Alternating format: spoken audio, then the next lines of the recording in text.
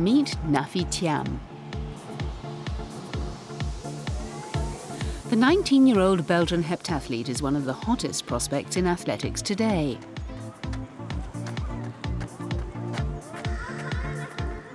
In 2013, she broke Carolina Kluft's indoor pentathlon junior world record, and big things are expected of her in the years ahead.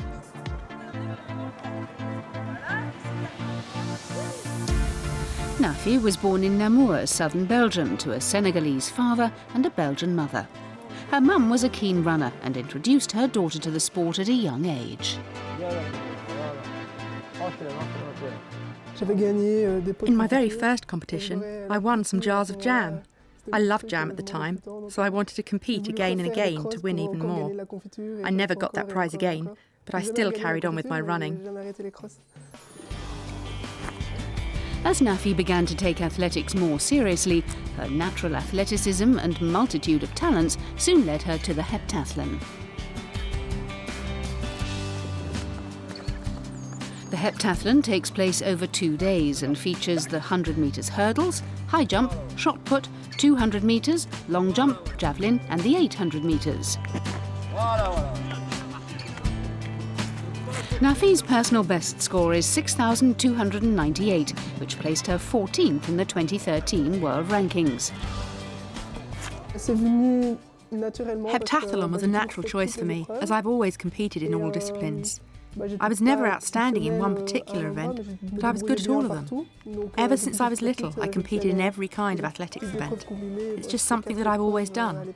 I've never focused on just one thing.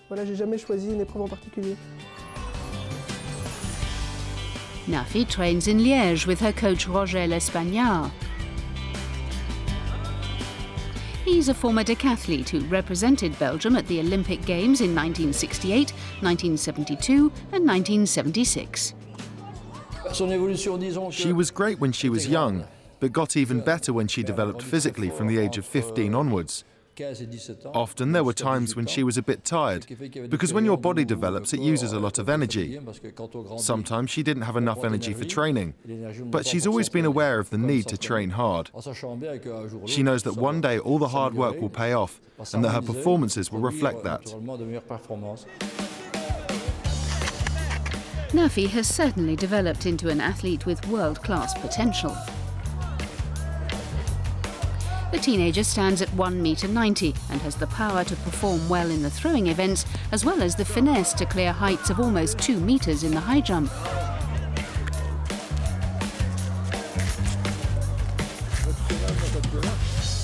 Having broken Carolina Kluft's junior world record last year, comparisons between the two were drawn by many in athletic circles.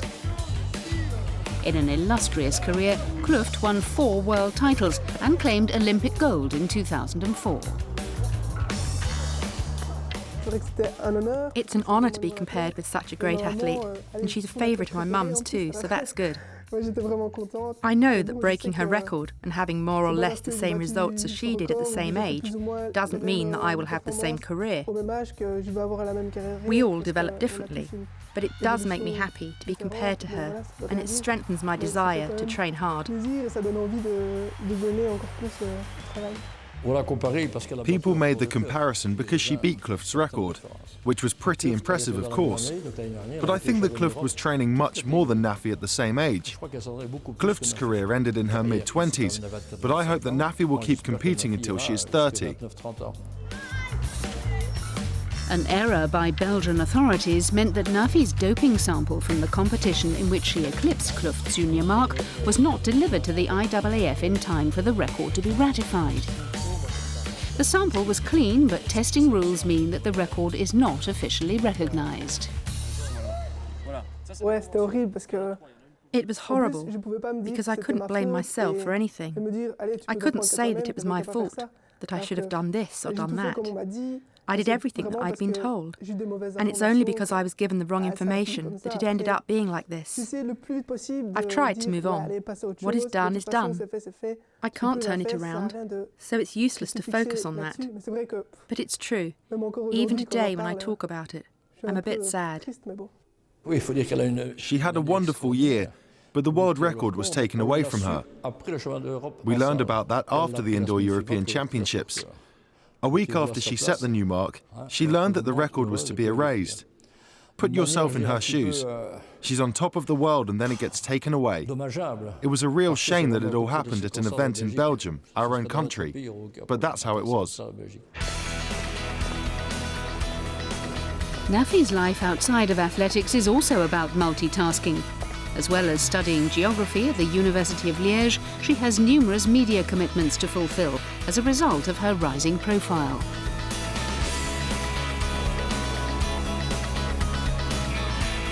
Signed to a global sports apparel company, Nafi is also part of the Wings for Life programme, a worldwide charity which promotes an active lifestyle amongst children. In the last year or so, I found myself under the microscope a bit more, but I try to focus on the positive side of the media interest, like having more people around me. Overall, I think that's a good thing, and I don't feel that the increased attention puts any extra pressure on me. However, sometimes I do find that I'm very busy. In the last 2 weeks, for example, I've had lots of different stuff to do. There's been my college work, giving speeches at various places, and of course, there's always training and competitions to prepare for.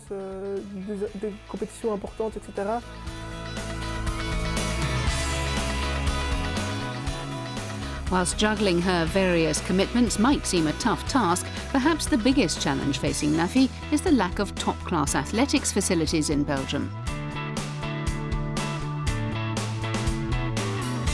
A combination of insufficient funding and sporting politics mean that there's no indoor facilities available for her to train in during the winter months.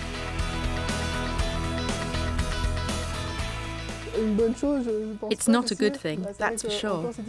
I'm happy because this winter hasn't been too cold or snowy, because when it is, it's even worse. The track is barely usable, only one lane is clear, and we're all running in it. They're certainly not the best training conditions.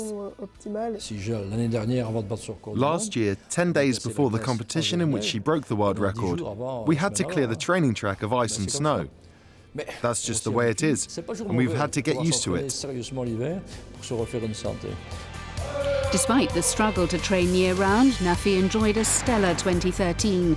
She set a new national record whilst winning the European Junior Championships and took part in her first senior competition, the World Championships in Moscow. Her success saw her named Belgium's Young Sportsperson of the Year. I was really proud to win that award. It's great to be recognised at the end of a season. We don't do what we do for prizes, but to get recognition like that from journalists, ahead of athletes from more mainstream sports, was really cool. This season, Nafi will be competing at August's European Championships, which take place in Zurich. Looking further ahead, she has her sights firmly set on the 2016 Rio Olympics. I don't know what's going to happen in the future. Of course, the Olympics are the goal for any athlete, and to win a gold medal is the ultimate dream. But only a few can achieve it. So for me to say yes, I can do this, would be a bit presumptuous, I think. After Rio, if she doesn't get injured and continues to train in a professional manner, she could become an Olympic champion by 2018. The margins at the top are very small. You need some luck along the way, but she can do it.